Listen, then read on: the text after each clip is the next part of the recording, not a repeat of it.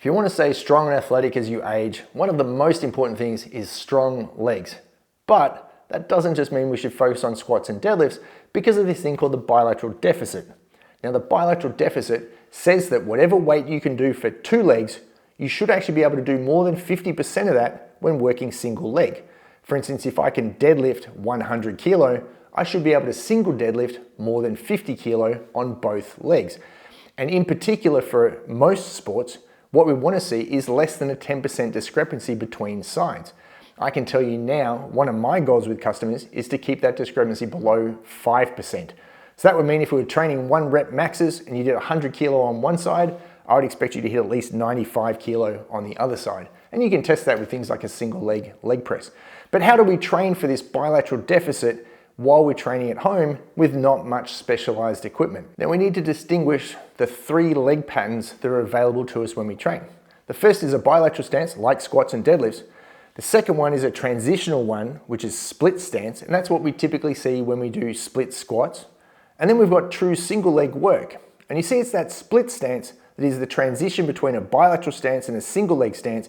It's actually a stance we spend a lot of time with athletically, so it's important that we get good there. But how can we go from standing still in a bilateral stance to something that's going to help us with running, jumping, and change of direction?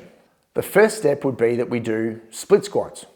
An advanced version of that might be a Bulgarian split squat.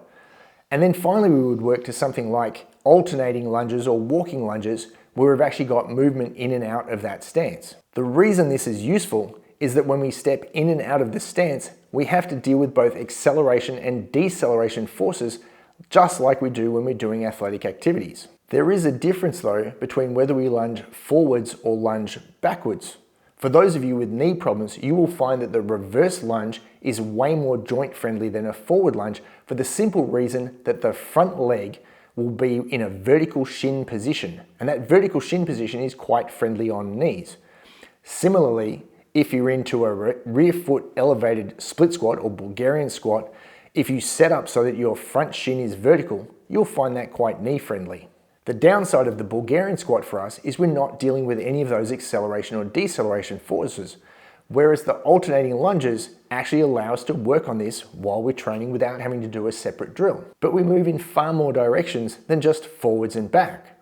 We have to be able to move to the side, we have to be able to move with rotation, and the lunge still allows us to do that. So we could do what amounts to a lateral split squat, kind of looks like a Cossack squat. The difference is I could just work solely on one leg, so it's almost like a partial single leg squat. We can step in and out of the lateral lunge, which again has acceleration and deceleration components, and I can change that by doing only on one leg versus alternating legs, just like with the normal lunge. Now, when it comes to planes of motion, this forward plane and this side to side plane are always trumped by rotation. Rotation is kind of the master quality of the human body. And if we want a rotational lunge option, we can do something like this curtsy lunge, or sometimes called the dragon lunge. And that gets us to true single leg work. Now, some people think that if there's no motion going on at the hip, that it can't possibly be activating all the muscles of the leg. For instance, they think that the only way to get abduction, adduction, and use these muscles here on my hip is to actually be displaying movement going side to side. But the truth is that if I hold myself in a position, I am resisting abduction, adduction, and I'm resisting rotation. And that means that all the muscles of my hip are actually working just to hold me in a good solid single stance position. And that means that all the muscles in my leg are working solely from the stance itself, regardless of how little weight I use, because the stance itself is so challenging. For people worried about how strong you are because you're using a limited load, the muscles don't actually recognize how much weight you use, only how hard they have to work. It's entirely possible to be training with a tiny amount of weight in a single stance and be getting maximum benefit from a muscle strength point of view. And so that allows me to use exercises like a single leg step up, single leg deadlifts, or even single leg squats on and off a bench. As always, when we're talking about strength development, we're not concerned about high rep sets.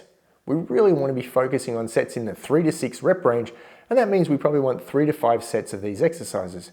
Focus on using the maximum amount of weight, rest at least 2 to 3 minutes between sets so you can work really hard, and you'll actually see huge gains in strength. And what you'll notice is that as that bilateral deficit actually goes up, your athletic ability will go up too along with it.